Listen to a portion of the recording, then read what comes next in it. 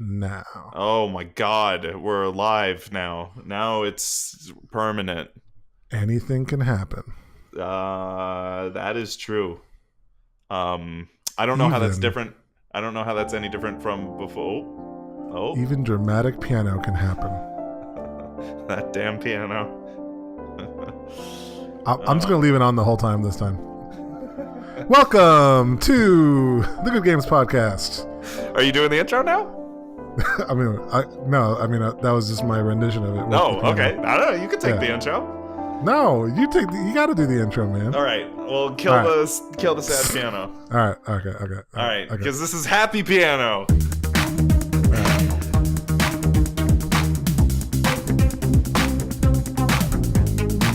Welcome to whatever this is, the Good Games Podcast. That's what we call it. I'm James. Yeah. I'm Leo. And we're here. We are going to be talking about Chrono Trigger today. Oh, man. Like the titan of Japanese RPGs. Yes. And we're going to be talking old school Super Nintendo games, our favorite Super Nintendo games. Mm-hmm. What have you been up to, Leo, since E3? Oh, God. Our AC went out. Oh, no. A couple of times. And a in North couple Carolina, of times, so like you got it fixed and then it went out again? Okay, so here's what happened. Basically, summer started and our AC went out. That's kind of what happened. Mm-hmm. And then it came back on in like 2 or 3 days. Like, okay. So we went, of course it goes out on a Friday, so no one can come out till like Monday. But by the time they come out, they're like, seems to be working now. And I was like, okay, cool. Then that very next Friday goes out again. And this time, like, for real, it was almost 90 degrees in our house on the inside. Yeah, that sounds terrible. That's also why this episode is a little bit delayed, right? Yeah, actually, because then the following Monday when we normally would do the podcast, they came back out, and I think this time they fixed it for good. But let me tell you, trying to like play PC games in a room that's 90 degrees or more because your computer is sucking all of the air out of the room, and you're sitting in your boxers, dripping sweat onto your keyboard, trying to like be the epic gamer that you are. It doesn't work. That sounds terrible. That sounds awful. Yeah. I was like, I'm doing it for the Vine. Like, I'm doing this. I'm toughing it out. And then like after that one Friday night, I was like, screw it, shutting off my PC, and then just gonna hang out downstairs where it was a few degrees cooler. But it was miserable. But it's fixed now, and we're here. So thank God. God, yeah, that sounds like a nightmare. Yeah. What about you? What you been up to? Not much, but I can tell you I feel your pain because I've been trying to... Okay, here's the thing. You and I are both software developers at our day job, right? We sit down and are motionless except for our fingers typing code all day, right? Yeah, my fingers are real strong. Yeah. But nothing else in my body is it's all atrophied. So I'm like, let me try to do some exercise and whatnot, so I'm just not completely a gross sack of meat. Well, you play like tennis and stuff, right? Well, yeah. So I was like, let me start really playing some more tennis. So all right.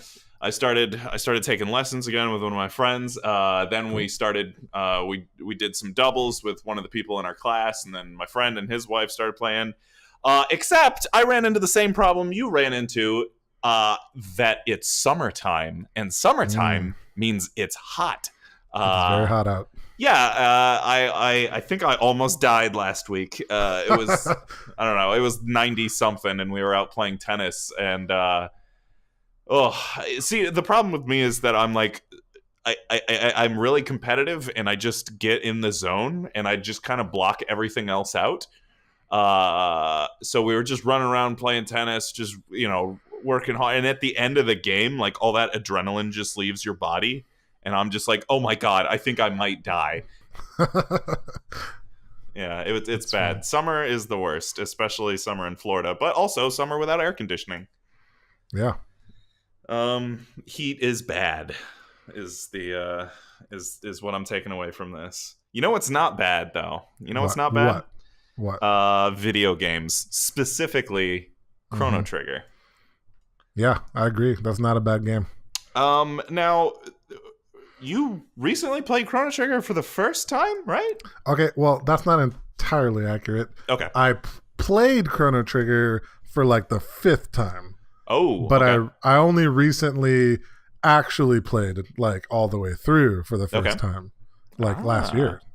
Oh, holy crap. Yeah, so last year for the first time I actually like played the game from start to finish. Um, Not that I thought it was bad before necessarily, but I just somehow I don't know. I would start the game and then I would just get distracted Mm-hmm. out of like there was a certain part of the game, and I'm sure we'll go more into detail later. Early on, that it just kind of got a little bit dull, and then I would just stop playing it. And it Yep. wasn't far in; it was like maybe 2 hours into the game. Probably the first So time you get to the future. exactly, yeah. Yeah. So this time though, I just toughed through it and I did it, and I loved it. That is fantastic. I also recently just replayed Chrono Trigger for, I don't know, the billionth time. I replayed it on the PC version of Chrono Trigger, which just launched, which at launch, it was probably one of the worst versions of Chrono Trigger. They have patched it several times now. I would advertise the PC version of Chrono Trigger now as the definitive edition of Chrono Trigger. They've done a very good Hmm. job fixing a lot of the issues with the PC port. Anyway, that's my little Chrono Trigger on PC plug. Sure. So, what were your first impressions of Chrono Trigger, Leo? I love the art style, and I guess Yes. just the overall design. The first version of Chrono Trigger I ever played was the one that was, I guess, ported, or I don't know if it was a remake or something. I guess on PlayStation 1, I think. Yep. That was the Uh, first port that was done, I think. yeah, but they added some sort of anime cinematic Yes. things. Yeah, Yes, they did. Those are also in the PC version. Some people find them yes. distracting. I kind of like them. I liked them a lot, and I mean, I was a kid who kind of grew up watching like lots of Dragon Ball Z and Yes. This was Pokemon and done. stuff. By the way, for Leo just mentioned Dragon Ball Z. The art and the animation in Chrono Trigger, the cutscenes that Leo is referring to, are done by Akira Toriyama and his art company. Akira Toriyama is also most widely known for creating Dragon Ball and Dragon Ball Z. That's right, and it definitely has that look, and so that was a driving factor for me to, keep playing to see the next cinematic. But that was very cool, and overall, just the art style, I loved it. The color palette, I loved the just kind of introduction of, I guess, what the story was, because I didn't know what it was. The first time I played, it's like I was just totally going into it. I hadn't really heard anything about it; just heard it was a good game. Mm-hmm. And then the first time you are kind of slingshotted to the future, and then you realize, oh shit, this is a time travel game. I Mm-hmm. love that. So I love anything that has to do with kind of time travel and like kind of fixing plot holes and stuff in that Mm-hmm. aspect. Mm-hmm. And then later on, when I actually have played through the whole game, I loved the aspect of kind of the same world across different time eras, and being able to like go to a place that you've been to in a different time period and then see what's changed. That was just phenomenal. Yeah, that's Just a super great cool. story. The story, That's I think, is just one of the greatest stories, I think, at least for its time.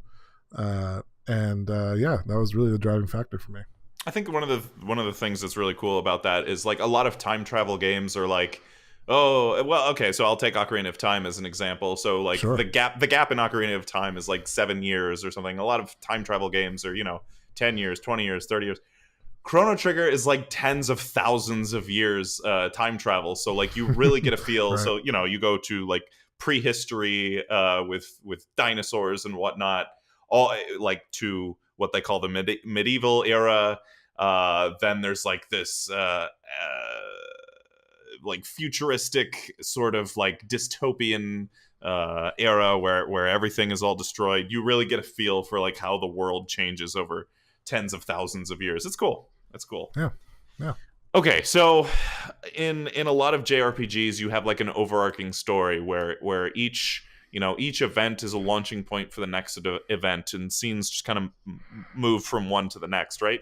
In Right. Chrono Trigger, there is an overarching story and an overarching goal, which is the destruction of the world by a creature called Lavos, right? And the entire point of the game is to combat this creature, this alien called Lavos, and destroy him so that he does not destroy the world. And you have to travel to a bunch of different time periods to accomplish that. But when you're traveling to all these different time periods, the game is sort of like subdivided into these little vignettes.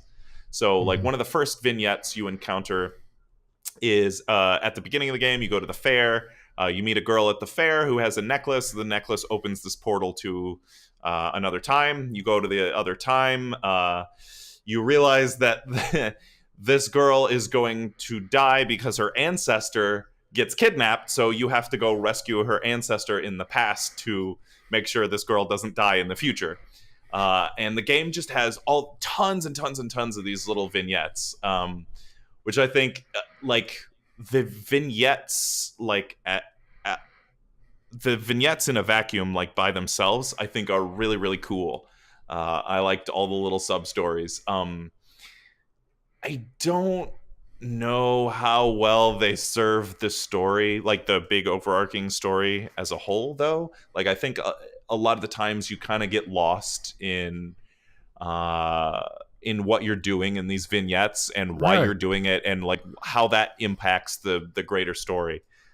Yeah, and I mean it that really is what leads to that feeling that you were talking about in terms of not knowing what to do next, is because there's so many of these little vignettes that hmm you get a little bit lost, and you start to wonder, like, wait, who are these people again, and what is their relevance in the overarching story.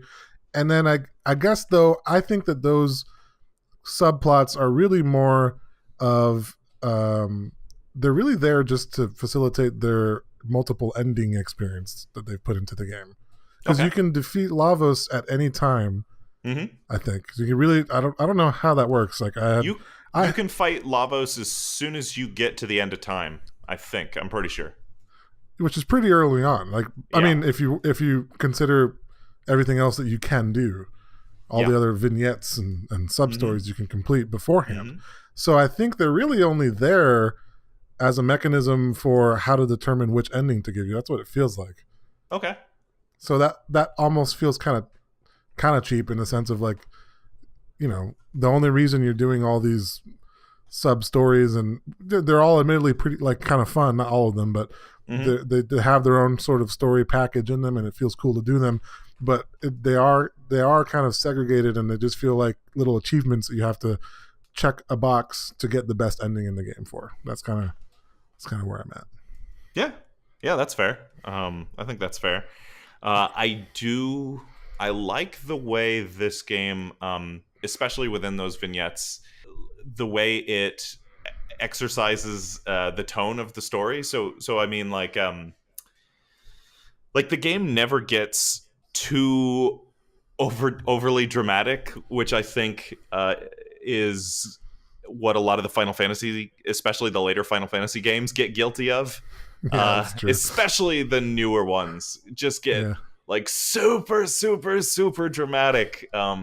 Which, like, Chrono Trigger never gets anywhere near that. But also, Mm. there's a lot of like really lighthearted, jokey, fun time stuff, Mm-hmm. which kind of meshes well with, like, it never gets too overly dramatic, and it never devolves into like goofy fun time. Like, it never gets too goofy either. It modulates its tone really really well.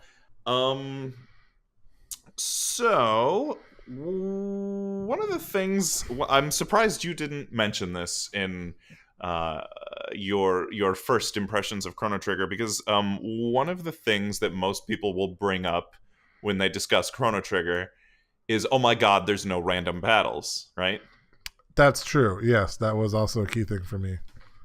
I am sort of ambivalent on this. For some reason, random battles in JRPGs, they just have a really negative connotation for some reason, and I guess people don't want. I think the reason they get that negative connotation is people don't want to be like bothered or interrupted while they're exploring and like moving through the dungeon or whatever. Mhm. So Chrono Trigger was, I don't know if it was the first game to not have random battles. That's probably not true, but it is one of the most prominent games that eschewed random battles in favor of. There's basically two types of encounters in Chrono Trigger. There are encounters where there's like a little sprite that's running around on the screen, and you can try to, avoid the sprite and keep moving through the level if you don't want to fight them. Or the other type of battle is that it's just scripted, like, right? So when you come into a certain part of the level, no matter what, there's an encounter and you have to do that fight. And I think a lot of people that are like, oh my gosh, there's no random battles, that's so cool, don't realize that instead of random battles, it's just scripted battles. Which, like, once you realize that a lot of the encounters are just preset and predetermined, it kind of takes some of the magic away. I still think that's cool. I was really thinking about this for a long time, whether or not, because that's kind of like one of the defining factors of Chrono Trigger, right? Is this rejection of random battles. And I was really thinking about it for a long time, whether or not I prefer random battles or whether or not I prefer what Chrono Trigger does. And I think the answer is I don't care, strangely enough. I think to give an example of what I do like, one of my favorite types of encounter systems is in a game that I think we're going to be discussing on the next episode, which is the Paper Mario series. So it's sort of like Chrono Trigger in that there are, like, on the world map, there are like little sprites. If they bump into you, a battle starts and they get to attack first. But if you jump on them or hit them with your hammer first, then a battle starts and you get to attack first. I think I like something like that, because, like, in Chrono Trigger, I don't know, you either have the encounter or you don't. Where in Paper Mario, there's another level of, you can have strategy. there's a level of skill and strategy. Like, you can have the encounter or you don't, or you can have the encounter and you can try to get the first attack. Right. Right. I don't know if I explained that well, but that is No, that sort makes of sense. yeah, my preference for the battle system. Do you have any thoughts on that? I think as long as you don't have random battles, I'm happy. Oh, so you are like you were like anti-random battle guy. I'm not saying I'm like anti-random battles. I'm not. I've played lots of games with random battles, but there's something that always bugged me about the fact that if I wanted to freely get from one area of the map to the other, and I didn't need to fight, like, anything that I fought, I'm just gonna kill in one hit. Yeah. I'm not here to grind. I just want to get from A to B. And Chrono Trigger, there were some that you had no choice. But for the most part, you can kind of maneuver your way around, like, get a little bit of freedom without having to fight. Like, God, just stop blocking, and interrupting my game to give me some random meaningless battle. Yeah. To get my 9,000th potion drop and yeah, 1% XP. Like, no thanks. I think it is cool that there is basically no distinction in Chrono Trigger between the world map and the, like, battle screen. Like, because I mean, as soon as you encounter an enemy on the world map, you just start fighting them. Like, and like your the little UI with your health and magic and all that stuff just kind of pops up, and the battle just instantly starts. Right? I think that's super cool. That's slick from a I don't know, design standpoint. That's super slick. Now, what did you think about the battle system in general in Chrono Trigger? It felt more fluid, if that makes sense. Okay. I mean, it still felt kind of traditional in a JRPG sense of, selecting an action and whatever. And it wasn't like I was waiting in between actions very long, or I don't know. It was something about it just felt kind of fast paced, which I liked a lot. Other than that, yeah, I mean, the classic sort of figuring out which strategies worked best for which enemies. That's always fun, and then being able to kind of tweak, with the typical equipment and abilities and all that stuff. Your party, that stuff is always a must. So yeah, overall, I was pretty happy with it. I'm gonna take a shot at one of the most beloved and all-time great JRPGs and say that I am not a fan of the battle system. I'm taking a shot. What? So, okay. that statement comes with some caveats. Like me personally, I have played a lot of JRPGs. I've played a lot of turn-based games, a lot of turn-based strategy games.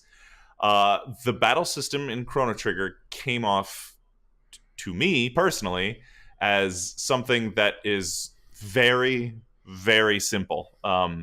It would That's have fair. been nice. Again, this is just me speaking. It would have been nice for me to have a couple more layers, of strategy in that battle system, because basically what Chrono Trigger boils down to is the enemy weak to physical attacks or magic? Because it's one of those two things, and that's basically how you win every battle. And then don't forget to heal, and that you just keep those three things in mind, and you're gonna win every single battle in Chrono Trigger, as long as you can, whatever, input commands fast enough.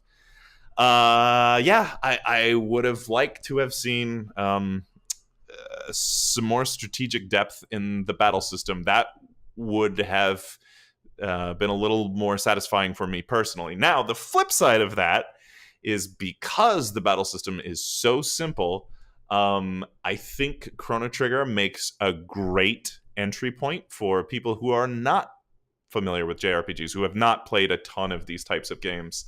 Like Chrono Trigger is like the thing I would point people to, like, hey, try this game. It's really simple. You can kind of wrap your head around the way the battle works really fast. It's got a phenomenal soundtrack, phenomenal art style. The soundtrack, so good. Yes, the story never gets too far up its own ass like Final Fantasy does. The difficulty is never too oppressive. And also, I think the battle system is more simple. And also, I think the length of the game is really good. It's a shorter JRPG, right? It's only between between 20 and 30 hours. It's on the short side, which I think is good for beginners.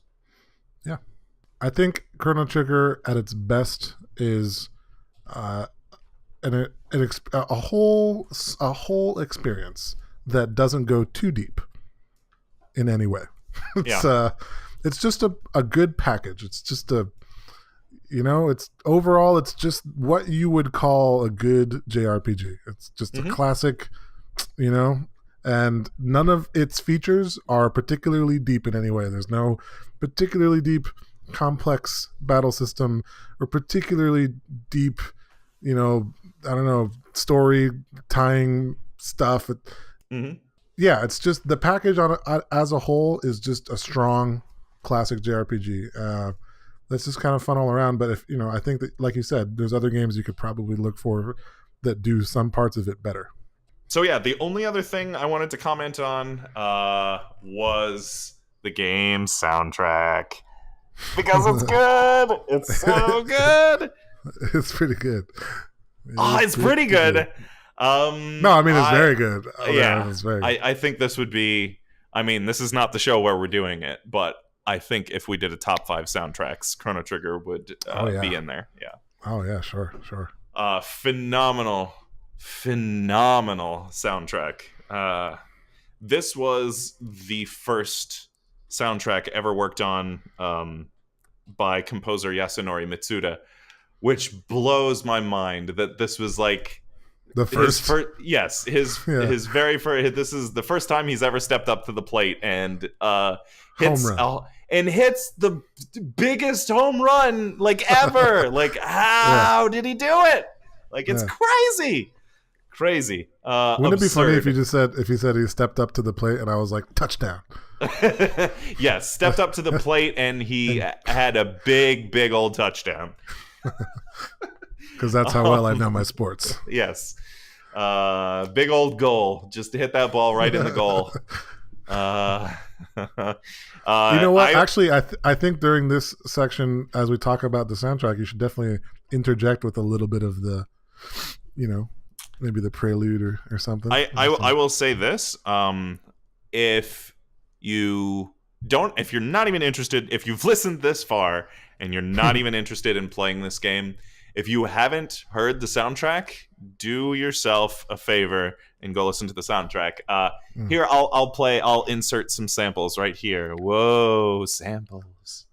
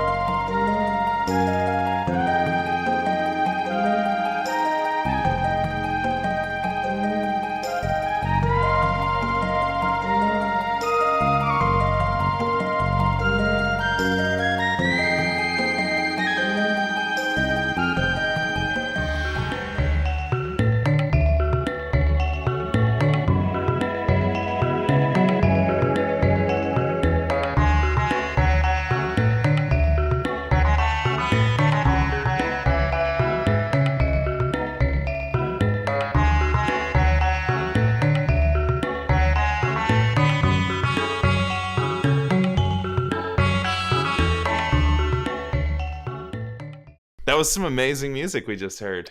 That was good. That was fantastic. It was good for me. Was it good for you?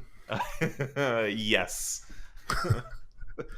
Any concluding thoughts on the masterpiece Chrono Trigger? If you haven't played it, do yourself a favor and play it. Yes. Yeah, I think that is a good. That is a good, especially if you're just getting into JRPGs for the first time. It's a good place to start. Yeah. Let's talk about our favorite Super Nintendo games. Oh man, this list was so difficult for me. I am really curious of how much overlap we're gonna have. Would you like to start?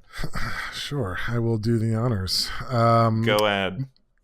Number 5 is a game that you are now, if you were not before, very familiar with, thanks to our good friend Zach Ritchie / Romeo. And that game is Zombies Ate My Neighbors. Oh, that's fantastic. That's fantastic. I'm so happy that made your list. That is such a good game, but also a freaking hard game. Oh, yeah. Like, just needlessly difficult, really. It's got a lot of flavor, this game. It's got so much, just the color palette is insane, and the enemies and the art style is just goofy, and, you know, it kind of reminds me... What is Zombies Ate My Neighbors, Leo? What is this game? Sorry. Zombies Ate My Neighbors is kind of a top-down, I'm not even sure, I guess you would call it an action game. Sure. In which all of your neighbors... in this game, you can play co-op or single. Most people play co-op. Play it co-op. Do it. Play it co-op. Yes. Of course. And you play 2 characters who are, I guess, in the same household, like brother and sister. I'm not sure what the backstory is on the characters, to be honest. But they have effectively water guns to defend themselves against their neighbors who have now become zombies. And the goal of each map in the game, I guess, is to exit, right? If I recall correctly. Yep. Well, you have to save your neighbors and then exit. Yep. Yeah, right. So there's some neighbors you got to save, and they're kind of like, you know, Pac-Man little blip, you know, bonus things or whatever, and then you exit. And it is so difficult, though, because I don't recall exactly how quickly you die, but it's pretty damn quick. Yeah. And there's zombies everywhere, and there's kind of a maze-like structure to all the maps. But each map has a really cool design, and it's unique design. Each level is a different map and like a different part of their neighborhood or whatever, and so much just fun little jokes and Easter eggs and I would say probably let me think I'm gonna say it it's the best co-op game on Super Nintendo. Oh damn, it's the best to play. Like if you want to play some co-op, Zombies Ate My Neighbors. All right, there you go. My number 5, Leo. What if I told you 2 of the biggest creators in JRPGs teamed up? The creator of Final Fantasy, Hironobu Sakaguchi, the creator of Dragon Quest, Yuji Horii, and one of the biggest names in Japanese animation, Akira Toriyama, all teamed up and made a video game. What if I told you? I'd say that you're a madman. Yes, also featuring the now legendary Yasunori Mitsuda, who at the time was an unknown, but of course is now legendary, partially because of this game, and also featuring a few tracks from the arguably equally legendary Nobuo Uematsu. No. These are the biggest names. I can't name names any bigger than this. Yeah. They teamed up and they made a JRPG. That What's JRPG is called Chrono Trigger. Boom. I think that's what happens when you get people that talented on a project like this. It's so hard to poke holes in this game. It's one of the reasons, like this game. Oh God, when did Chrono Trigger? It's at least 20 years old, right? Probably 25 more. years old. Yeah. Yeah. Yeah, and it's still like I just replayed it just last month. Still as entertaining as anything, and there are not a lot of 25-year-old games you can say that about. It is a masterpiece, JRPG masterpiece, Chrono Trigger. All right. My number 4. We have spent many an hour. I think that said that right. In our college dorm rooms playing this game. I am so happy this game made your list. Yes. This game was called. I don't even know if Yoshi's name was in it, but I call it Yoshi's Tetris Attack. Yes, I think it is just called Tetris Attack, but it's called Tetris Attack. Okay, strongly Yoshi themed. It's featured. It should have just been called Yoshi's Tetris Attack. Yes. Yeah. So basically, this game was not really anything like Tetris. Okay, it's like Tetris in the sense that there's blocks that vertically appear, more or less. So, but instead of you playing by yourself and having to stack blocks in such a way to properly align them. All of each individual block is just one square and comes in one of like 4 colors and symbols. And if you've ever played anything like recent Bejeweled or something where you have to match symbols and colors and then they disappear when you like kind of swap them around, this game was the father of all those games. But the best part about it was playing with someone else. Yes. And versus mode, and you would get these kind of difficult to destroy blocks that you had to be touching with one of the blocks that you are comboing, and then if they comboed, it would put more blocks on top of your shit, and then you slap your friend. That's basically how it ends up. Yes. So just, oh my God, so much just unadulterated PvP fun with friends. Fast paced. If you can get really fast at it, it feels really cool to get like all these combos off. And I think you really enjoyed that game too. I love that game. I have artwork of that. I have artwork of both Chrono Trigger and Tetris Attack in my living room, believe it or not. Nice. Speaking of 25-year-old games that still hold up, Tetris Attack, I would murder someone for a modern Tetris Attack, especially on Switch. Oh man, that would be great. I'm dying fantastic. for a Tetris Attack remake. That needs to happen. I don't know why that hasn't happened. If we had online, like Tetris Attack online, yes, that's why I want a modern version of this. Productivity, I think, in the whole world would just end. I think the world would implode as people just went to their computers or consoles and did nothing but play Tetris Attack all the time. Yes. Fantastic game. Check it out if you haven't. Tetris Attack. My number 4 is the only game on my list that I owned as a kid and actually grew up with, and it is on my list partially because of that reason. Because I think there are games in this series that have done it better before and done it better since. But my number 4 is Super Mario World. Classic. Yes, classic. The first introduction of Yoshi. We were just talking about Yoshi. That's true. Then he went on to star in the phenomenal Tetris Attack, but he got his start in Super Mario World. Yeah, it's a big Mario adventure. You got a big, huge world map. I think one of the things that makes this game really cool is all of the secret exits. So you have some worlds that, it's a Mario game. You move from left to right in most levels, and then at the end of the level, you beat it. Right. Well, Super Mario World has secrets. Right. So sometimes you would have to find a key and find a secret keyhole to deliver the key to find a secret exit that would lead you to another place. And then if you found enough secrets, there's this whole other secret world you could get to. And then there was secrets within the secrets. There was like a bonus level in the secret world. I think that's what Super Mario World does well, was just keep unfolding and just keep having these secrets upon secrets. Yeah, Super Mario World. It was great. Okay, we're on number 3 now, right? Mm-hmm. Number 3 is a game that admittedly you probably know more about than I do. Okay. It is one that I did not originally play as I was a young boy with my Sega Genesis, but it is the first game that made you feel, to me, like a character in the movies that you loved. Ooh. That game is called Super Star Wars. Nice. Now, admittedly, this game is not very good. Like, to me, I don't know. I was gonna say, can I put this on record? Yeah, I hate this game. yeah. Go ahead. Go ahead. This game is not a very good game. The controls are shitty. Bad. Real bad. So bad. The art style is, it's pretty cool. No, art is okay. Art is passable. Yeah, but it kind of makes no sense, the story. Like, why is Luke Skywalker just going around killing Jawas and stuff? Yes, like, he's in his land speeder murdering Jawas. That is level number 2. It's mind-blowing. Not even true to the source material. And it's just full of just death. There's just random things that'll kill you. It's a terribly difficult game.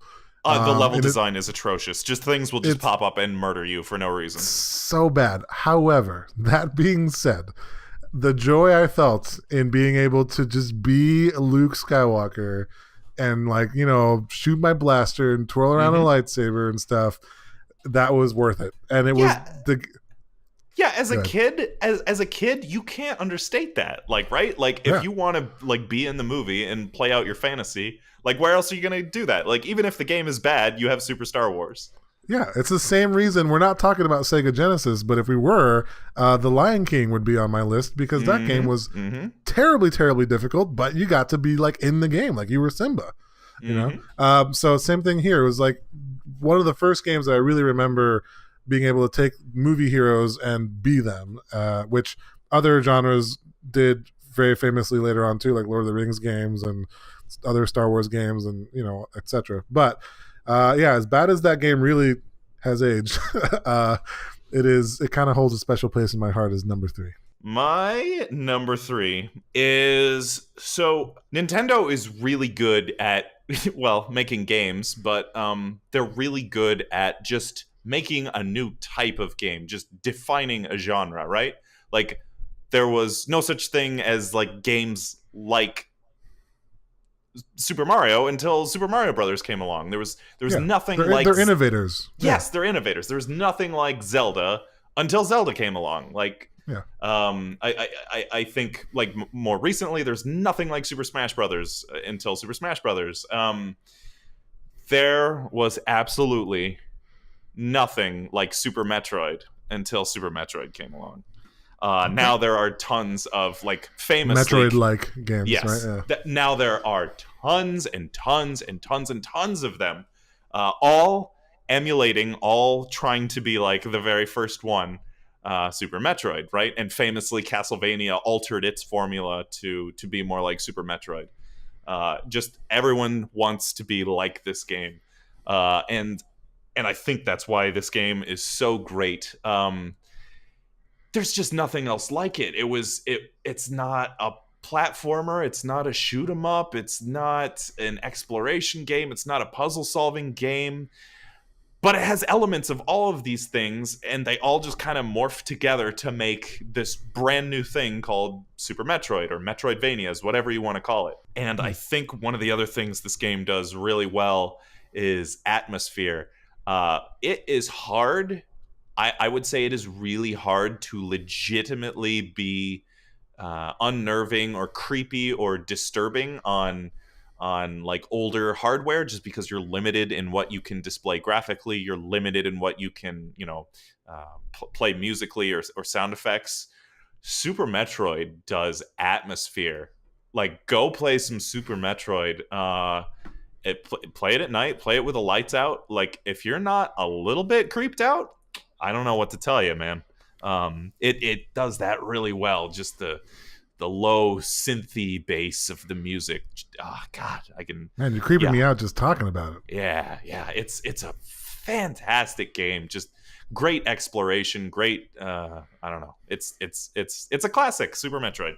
Okay, number 2. Oh man, I don't know how many other NBA games were released Yes, before this game. yes. But my number 2 goes to NBA Jam. Yes, I love how many multiplayer games are on your list. That's fantastic. Yeah, that's true. Yeah. Yeah. Well, back then I did lots of gaming with like my dad Uh-huh. and my uncle, who weren't really gamers, but they really liked like fighting games and like sports games.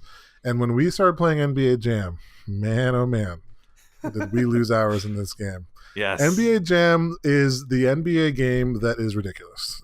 Instead of like accurately portraying, strategic NBA competitive play, you just have these people who jump ridiculously high, and there's little cheats and stuff you can put in the game to put like random people in the game. Although, for its time, I think that the graphics were probably pretty impressive at that time. But yeah, the game is all about it's like 2v2 instead of 5v5 or like a proper NBA game, and it's just all about dunking on people, man. It's just it's about getting the jam and then getting on fire, and then like every shot you make and puts the net on fire and stuff. Yes. Oh man, just pure fun, just crazy. Yes. You would jump really high if you're on fire, and then do crazy flips, and people would be taking your photo, and it was just nonsense. And it didn't really make a whole lot of sense, but you could spend hours having fun with that game. Yes, and it taps into, so like these older sports games are like super arcadey, like super like, oh, he's on fire, I'm gonna do a million backflips and dunk, right? He's on fire. Yeah. Yes, and like stuff like I love Ken Griffey Jr.'s baseball. It is not an accurate simulation of baseball. I love more recently Mario Tennis. It's not really an accurate simulation of tennis. Everyone's got these crazy superpowers. It taps into like the video gaminess of sports games, which like that's what makes them fun. Like, I want this crazy fantasy of a sports game, which like a lot of like AAA modern sports games, especially like the stuff made by EA Sports, and like a lot of the like Konami made their FIFA, whatever their FIFA game's called. They go more for realism. Yes, right? They're trying to make this accurate model of sports. Like, it's the most accurate thing. Like Madden, it's so realistic and accurate, and FIFA, it's like, oh, you're just on the field. But if I wanted to do that, I'd just go outside and get on the field. Like, I don't want a video game modeling real life. I want a fantasy where I can do 100 backflips, light on fire, break the glass when I dunk. Like, that's what I want. Yeah. I mean, I think that I have a place for both in my mind. Like, I also enjoy the games that go for the realism for what they're worth. I don't play them to necessarily have fun. I play them to kind of simulate the professional sport that the game represents, really. Yeah. Which it has its own, entertainment value, but I think I do much more enjoy the arcadey. Yes. All right. My number 2, that is Donkey Kong Country 2. Oh man, classic. Yes. You want to talk about phenomenal soundtracks? Yeah. Like Chrono Trigger would be in my top 5. This would also be in my top 5. Amazing soundtrack. Level design is really good. It expands on what the first game did really well, but like never gets too gimmicky, right? Because I think the third game in the series is kind of guilty of that. A lot of the levels, it substitutes gimmicks for good level design. in a lot of instances, right? So it's like, oh, what if you know, when you jump, it's like moon gravity. You just jump super high. Like, what if your controls are reversed? Now up is down and down is up and left is right, and it's just kind of gets gimmicky. Donkey Kong Mhm. Country 2 does not have that. It is, you know, real solid level design, a real varied level design. I love the art in this game too. Like I loved the kind of like insane, like being inside a honeycomb. I loved like being on a roller coaster, like the big they took the mine carts from the first Donkey Kong Country game and said like, what if we made this into this crazy roller coaster land? Like obviously like it's just so out there, like nobody else, like I don't know, it's like these guys like took a hit of acid and then came up with level designs, right? It's like nobody else Yeah. thinks of like minecart roller coasters being in these, you know, what if you're way up in the clouds and you're in these brambles, these big sticker bushes that are just floating in the clouds? Like the level design and the art in that game is just really trippy and out there. I like that about the game too. Yeah, solid level design, good soundtrack, good art, good game. Tell you Good what, challenge. The game was a good good. challenge Oh too. yeah, the game's hard. That game's hard. I Yeah. did not mention how hard that game is. So we are down to our number one selections. I'm wondering if our number ones are the same. I'm pleased to say that our top fives are completely different because I Oh, guarantee that this is not your number one. all right, totally different top five. I love it. I would actually chop off my left wrist and mail it to you if we have the same number one. We There's don't no have the way. same number one. My number one is very obvious. So go ahead. Okay. My number one was the first game to make me cry. Oh. The story was phenomenal, Uh-huh. although many people in the industry would tell you otherwise. They would tell you this game was terrible. They would tell you this game was for little kids. They would tell you this game was garbage. But I'm How here to dare tell they? you How dare they? that this game is a good fucking game. Okay. The game is called Final Fantasy Mystic Quest. Okay. Okay. Now, let me get started here. First of all, the game sucks. Similar to Super Star Wars. Yeah. No, it doesn't really suck. It's just the game is designed for. So basically, this game was released after Final Fantasy 1, right? In which people decided Final Fantasy was way too difficult for the Western audience. So we should make a new version of it that our young, idiot Americans can actually play. Mm-hmm. So it was a game designed to be an entry-level JRPG. I might even suggest this game to get started if you've never played a JRPG before over Chrono Trigger. Just saying. Over Chrono Trigger, man, those are big words. All right. Because this game would probably take you like a day to play through. No, I mean, it's a little more than that. But the complexity is pretty low. Difficulty doesn't exist. Exploration is minimal. And battle is repetitive. However, music is pretty catchy.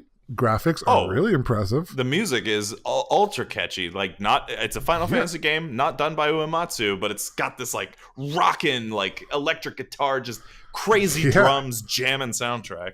Yeah, and admittedly, it doesn't really have a lot of cohesion to the soundtrack, but that's okay.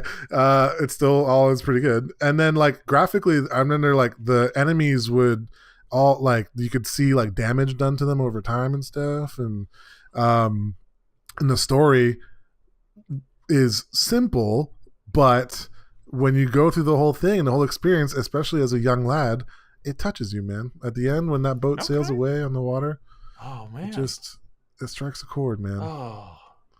Anyway, yeah, a lot of people say its simplicity makes it a bad game, but I disagree. I think the game is quite fantastic for what it is, and it really is number one on my list.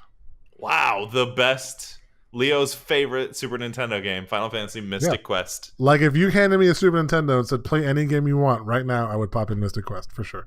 That's amazing. Yeah. That's amazing. If you gave me a Super Nintendo and said you can only play one game for the rest of your life, what game do you want on your Super Nintendo? Yeah. I'm just gonna assume that if I sorted the alphabet from Z to A, it might be at the top. Yes, that is correct. It is The Legend of Zelda: A Link to the Past. Boom, called it.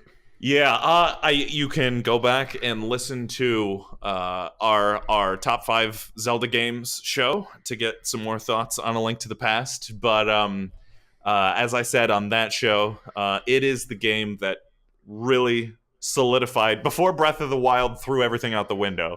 This is the game Yeah. that invented the Zelda formula, put it on paper, and like arguably perfected the Zelda formula right here. And I think it is also like again with like I said, Super Mario World, there's games that have come before it that have done it better. There's games that have come after it that have done it better. There's nothing that came before A Link to the Past that's done it better. There's arguably, for a 2D Zelda game, nothing since A Link to the Past that has done it better than A Link to the Past. Yeah, sure. It's a Zelda masterpiece. It is one of the best Zelda games, and that's a series that has a lot of fantastic games. I mean, if I had to make a list of the top games of all time ever, Mhm. it's got to be up there. Yeah, and curiously, it didn't make your list. What happened? Well, I mean, again, my Super Nintendo list comes from a place of like Zelda. When it comes to Zelda, the first Zelda I played was Ocarina of Time. Like really, really played. You know what I'm saying? So, yeah. So if we were talking about N64, you might see Zelda at the top of my list. No, I'm not. I'm not criticizing your list. I loved how many multiplayer games were on your list, but I loved how personal your list was, because it is. It's very personal list. It's true because no one else's list is gonna have Super Star Wars and Mystic Quest on it. Right? Yeah. That's awesome. That's fantastic, and I loved that we had totally different lists. And I, because I think my list is probably a little too obvious. So I'm glad that I love how personal your list was in contrast to how obvious my list is. You want to move on to our recommendations? Let's do it.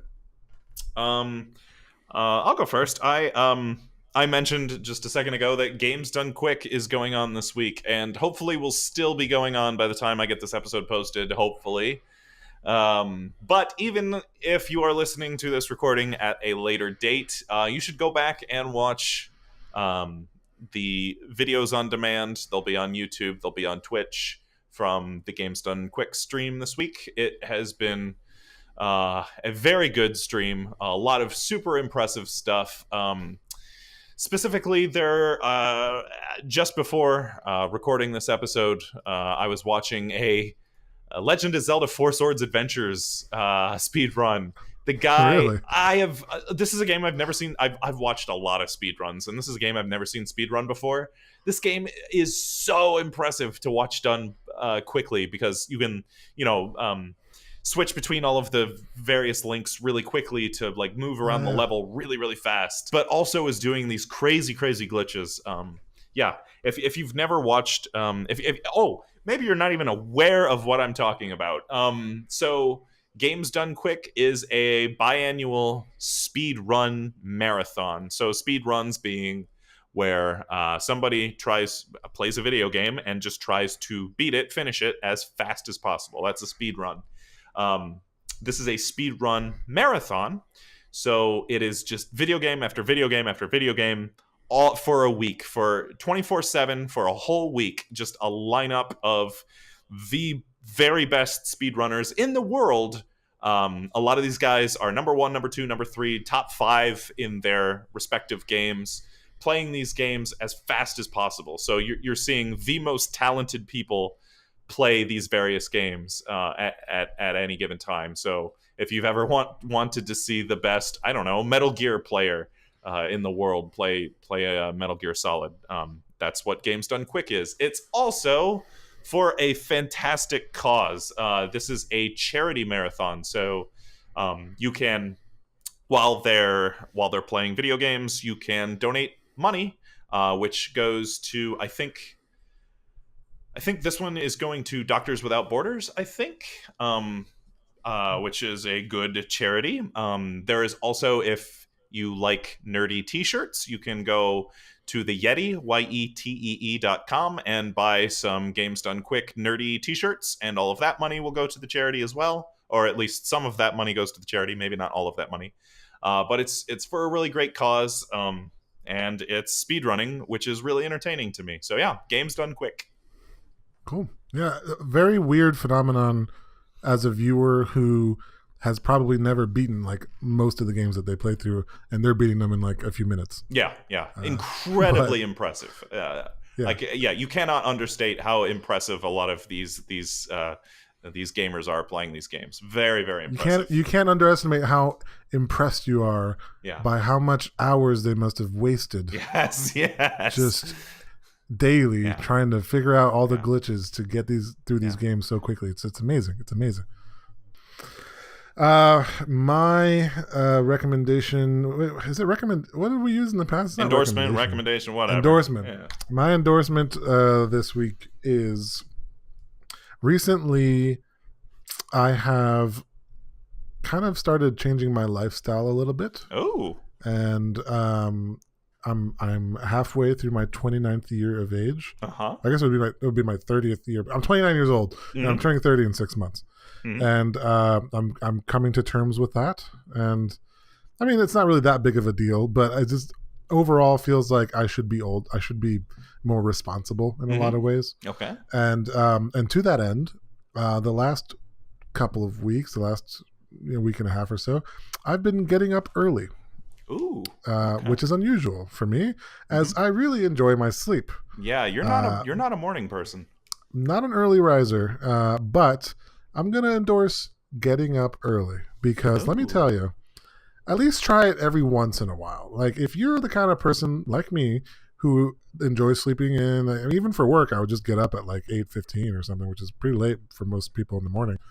Try just maybe one day out of the week getting up at like 6 or 5:30, because even though it feels like shit, you get a lot of shit done. First, you got to wake up. And I'm not a coffee drinker, so that can be pretty difficult for me.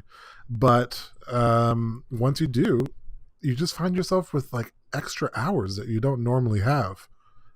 So, I mean, I've been doing some reading, like productive reading, not even just reading fiction, reading like books for work. And I've been doing, some sort of just productive shit, just stuff that you can fit in so early in the morning, going to the gym, getting a workout in, stuff like that you feel like you don't normally have time for. Try getting up early every once in a while and see how that works for you. Man, all right. I'm gonna check in on you in a couple episodes and see how that getting up early thing is progressing, moving along. We'll see. All right. Is that our show? I think that's a wrap, sir. All right. On the next episode, I am over the moon about this. We are going to be discussing one of my all-time favorite video games. And this video game is called Paper Mario: The Thousand-Year Door. We talked about the Paper Mario series a little bit on this episode today. It's a great game. It's also not that long, so if you're hearing this now and want to be prepared for our discussion of it in 2 weeks, you can probably knock this game out in that amount of time. It's only, I don't know, probably somewhere between 20 and 30 hours, maybe not even that much. Yes, and I would classify that game as a little bit overlooked, a little bit underrated. So we will also, on that episode, be discussing our top 5 underrated video games. I'm very excited about that list. Yeah, I think that's a really valuable list, because it's a lot of, hopefully it'll be a lot of titles that people have not played or have not heard of, and we can be the torchbearers for these titles and help spread the good news. I will do that willingly and educate the masses. All right. So for the Good Games podcast, I am James. And I'm Leo. And we will see you next time. See ya.